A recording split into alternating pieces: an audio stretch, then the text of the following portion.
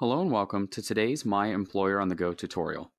Today, we'll be walking through the process of onboarding employees using the MyGo software. When a new employee is hired, it can be a challenge to ensure that all their information and credentials needed to start are gathered in a timely and organized manner. Thankfully, My Employer on the Go makes the process simple and centralized. When you indicate to your payroll provider that you've hired a new employee and provide their email address, the new hire will receive two emails.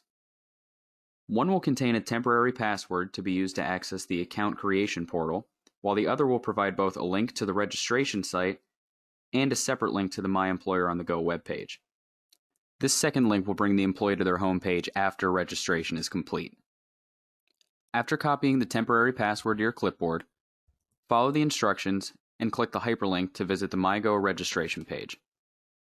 Once you've reached the registration page, go ahead and paste in your temporary password and click Begin. Upon logging in, employees will be brought to the welcome page of the onboarding portal. To get started, they'll first have to view and agree to the terms of use presented by the site. Once you're comfortable, go ahead and scroll to the bottom, give your digital consent, and move on to set a username and password. A username may already be set for you, but you'll have the opportunity here to change your temporary password.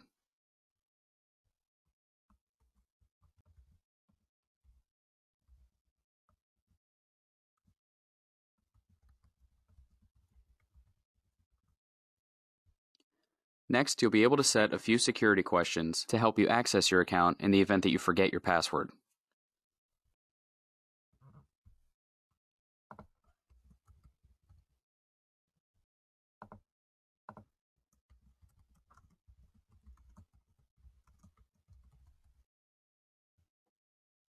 Once you're finished, it's time to move on to the next step.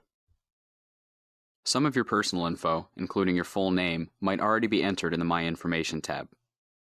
If that's the case, you can go ahead and enter the other information required on this page, such as your social security number, date of birth, and a picture if necessary.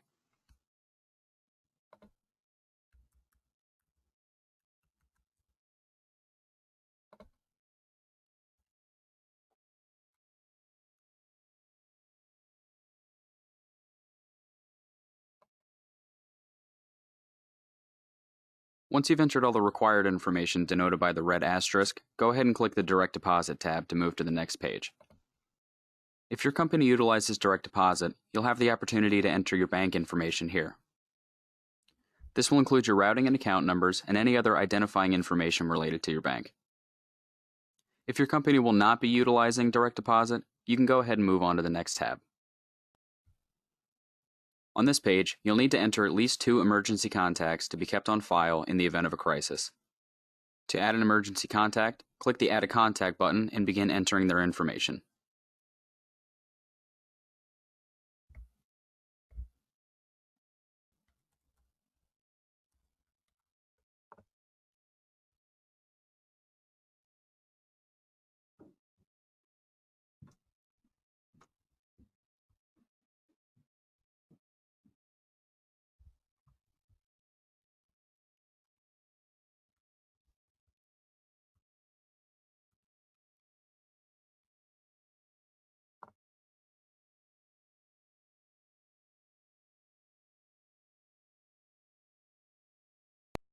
Once you're satisfied with your contacts, go ahead and move on to the next page. The Withholding and W-4 page is used to gather information related to your federal withholding and tax deductions. Details such as your annual income, number of dependents, and additional withholding per pay can be entered here.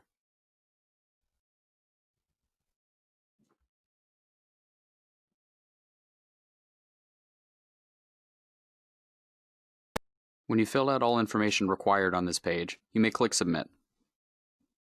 You'll be asked to double-check your information, at which point you may click Save and Confirm if everything looks good. Once the pop-up window appears to let you know that your details have been saved, you can go ahead and move on to the next step. On the I-9 verification page, simply select your work authorization status from the drop-down menu, confirm your social security number, and hit Save and Confirm. Again, once your details have been saved, you're ready to move on. Step 9 may contain a variety of information that the employer believes is important for their new employee to receive. In this case, Omnitech Incorporated has provided its employees with a tutorial on how to complete time off requests. After reviewing all information included in Step 9, you're ready to move on to documents and forms.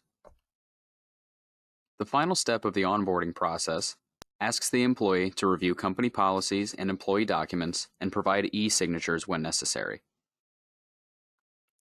To complete this step, the employee will have to open and view all of the documents contained herein and provide signatures if required.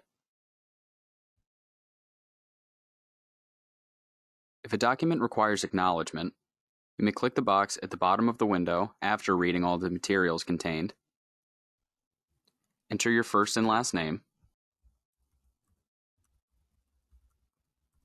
and select Acknowledge. Some documents might ask for an electronic signature. If that's the case, you can again go ahead and select the box after viewing the entire document, enter in your full name, and click E-Sign.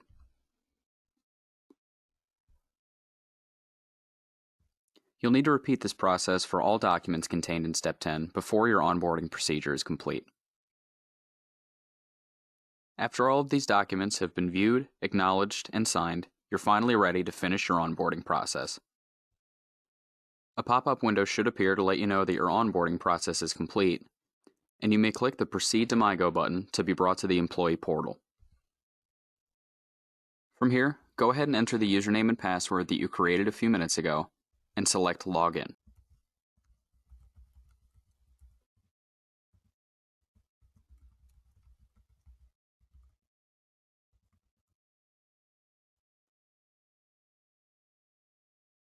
If each step was completed successfully, you should immediately be brought to the My Employer on the Go dashboard. That concludes our tutorial.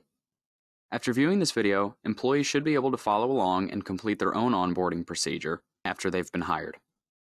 Employers should also have a better idea of the onboarding process and be able to help their new employees if necessary. If you are left with any questions or are interested in learning more about this and other human resource offerings, please contact our operations department. Thank you.